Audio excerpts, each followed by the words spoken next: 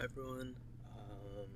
After reading Incarceration and Citizenship, I can say that incarceration was mostly about just internment of the hundreds of thousands of Japanese Americans during World War II, especially U.S. citizens, which were justified as a security measure after Pearl Harbor.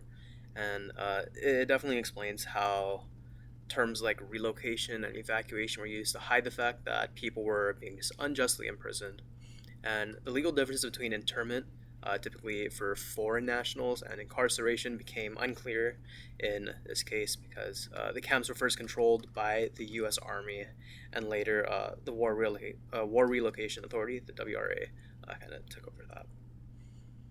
A key part of this article is the debate over what to call these camps, with some eventually using concentration camps as the term, supported eventually by these Japanese American activists. And this argument over terms is part of a larger effort to address the injustice and kind of to ensure historical accuracy. As for the citizenship article, this article explores the idea of citizenship, of course, which gives people legal rights and responsibilities in the country. It discussed a lot about how citizenship is supposed to mean equality for all, but in reality, inequalities still exist, especially in the U.S.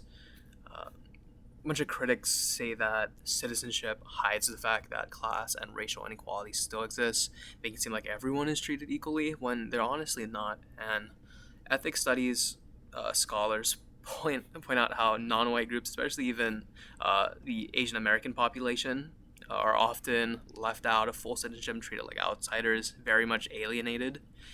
And even though there were very important legal changes after 1965, racial classes as well as just normal class inequalities still get in the way of real inequality, which citizenship is supposed to grant. So this article, Citizenship, essentially argued that the ongoing inequalities show how the idea of citizenship is really just flawed in today's global economy. Connecting all of this to me, I can't really personally relate on a level to, the people who've experienced all these things in the incarceration article or the citizenship article. But I can say, as a student studying travel industry management, it's super important understanding the concept of citizenship and how race really just shapes people's experiences.